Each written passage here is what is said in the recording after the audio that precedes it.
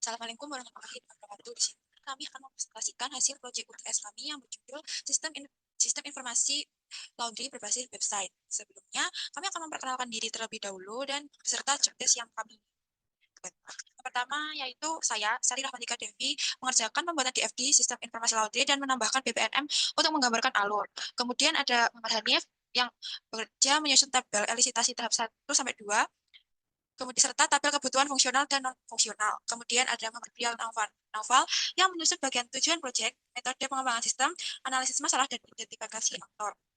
Nah, di sini saya akan memaparkan tujuan dari pengembangan proyek sistem informasi laundry, yaitu untuk menggunakan teknologi meningkatkan efisiensi operasional bisnis laundry.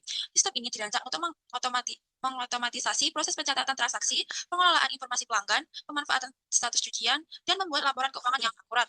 Dengan sistem informasi laundry ini diharapkan mempercepat pelayanan dan memberikan transparansi informasi kepada pelanggan. Selain itu, pengembangan sistem ini juga bertujuan mendukung pemilik usaha dalam mengambil keputusan bisnis serta meningkatkan kepuasan dan loyalitas pelanggan. Kemudian metode yang kami gunakan di pengembangan sistem informasi laundry yaitu metode waterfall. Alasan kami menggunakan metode waterfall ialah memiliki alur kerja yang jelas dan terstruktur untuk kebutuhan proyek yang kami pilih ini. Tahapan yang dilakukan dalam metode ini meliputi analisis kebutuhan, perencanaan sistem, implementasi, pengujian, dan pemeliharaan. Dengan menggunakan metode waterfall, pengembangan sistem dapat berjalan lebih sistematis dan terdokumentasi dengan baik. Kemudian untuk materi selanjutnya akan dijelaskan oleh Muhammad Rian.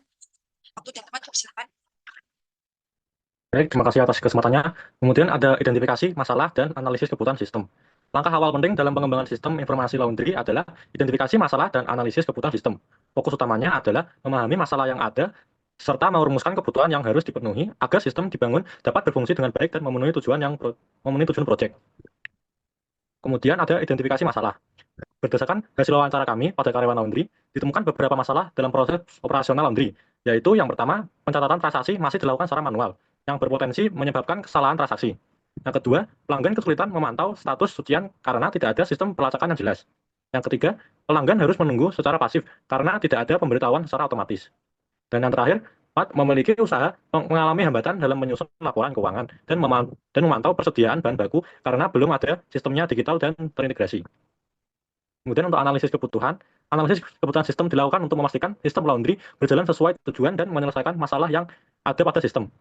Kebutuhan fungsional termasuk pencatatan transaksi laundry secara digital, pelacakan status cucian, pemberitahuan otomatis tentang pelanggan kepada pelanggan, dan pembuatan laporan keuangan dan data persediaan. Sementara itu, kebutuhan non-fungsional termasuk kemudahan penggunaan, keamanan data, kinerja sistem yang cepat dan stabil, dan fleksibilitas yang memungkinkan. Baik, untuk selanjutnya ada identifikasi pengguna atau aktor. Identifikasi aktor dilakukan untuk mengetahui pihak-pihak yang berinteraksi dengan sistem informasi laundry. Setiap aktor memiliki peran yang berbeda dalam mendukung jalannya sistem sesuai kebutuhan operasional. Seperti yang dilihat pada tabel ini, untuk yang pertama ada pengguna admin, dia berperan menginput data pelanggan, mencatat transaksi, memperbarui data, serta menghasilkan laporan keuangan dari setiap transaksi laundry. Dan yang kedua ada pengguna itu sendiri, yang berperan melakukan pendaftaran laundry, melakukan transaksi laundry, memantau status cucian, menerima notifikasi, serta menerima pakaian setelah selesai. Baik, untuk selanjutnya akan dijelaskan oleh Mas Hanif. Oke, selanjutnya ada tabel kebutuhan fungsional, di mana bagian ini tuh ada dua ya. Ada fungsional dan non-fungsional yang akan digunakan untuk mendokumentasikan dan mengorganisir kebutuhan dalam suatu proyek.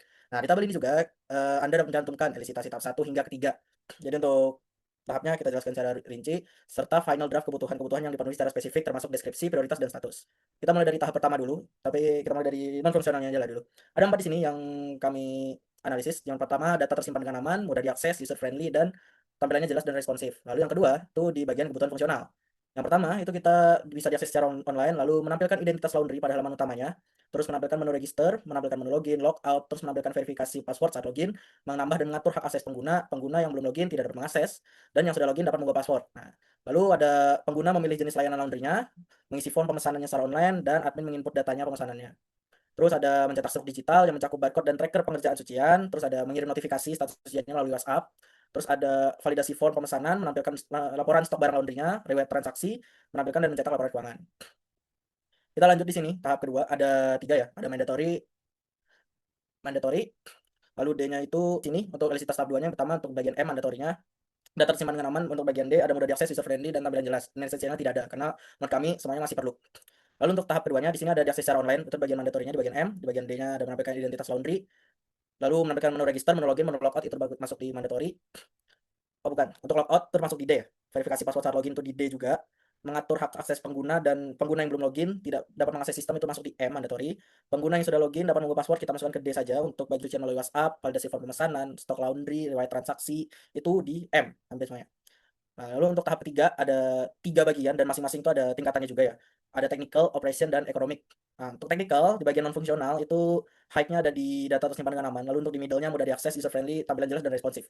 Untuk bagian operasionalnya alhamdulillah ya, semuanya low di keempatnya untuk non fungsional. Lalu untuk bagian ekonomiknya ada 3 yang middle dan 1 yang low. Untuk kebutuhan fungsional final ini ada beberapa. Kita mulai dari yang fungsional dulu ada 5.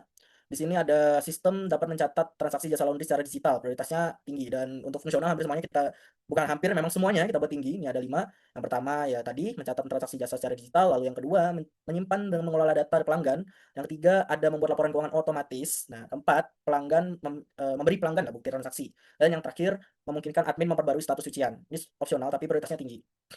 Untuk non fungsional ada 2 tinggi, 1 sedang dan 1 rendah. Dari total ada 4 di sini kebutuhannya, dan kode kebutuhan 0 sampai 4 REN. Sistem yang mudah digunakan atau user friendly itu prioritasnya tinggi. Sistem memiliki keamanan data untuk melindungi transaksi dan informasi pelanggan itu tinggi juga. Nah, untuk yang sedang nih kita punya kebutuhan non fungsional yang dimana dapat diakses dengan cepat dan stabil. Ini prioritasnya kita buat sedang. Dan yang untuk yang rendah ini bersifat fleksibel sehingga dapat diperluas di masa depan. Nah, ini prioritasnya kami buat rendah. Selanjutnya untuk BPMN, Business Process Modeling Notation, itu akan kita kembalikan ke Sally. Terima kasih. Kita belum, kita atas setara. Kemudian maka hasil akan kita stroke. Kemudian setelah menerima kita pelanggan ini agar tapi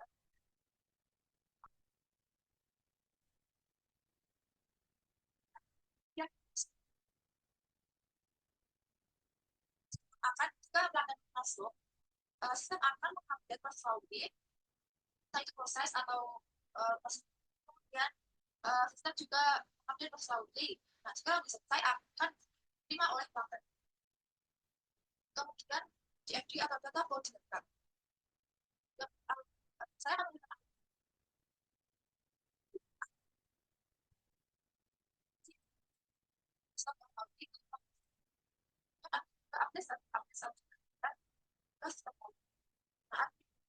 sistem audit kita lakukan keuangan lagi kepada nah kemudian pelanggan identitas pelanggan yaitu data dan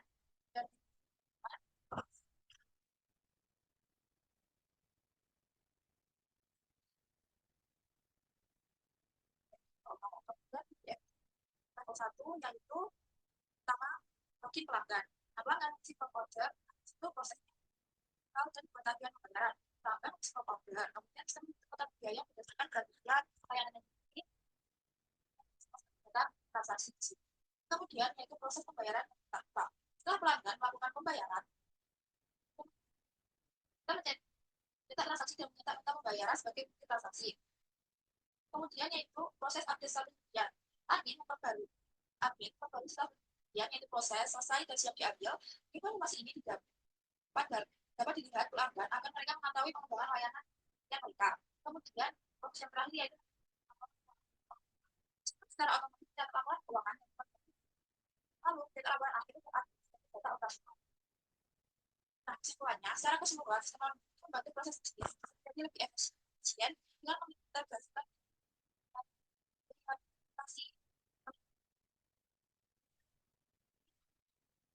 pelaporan keuangan dalam satu sistem terpusat.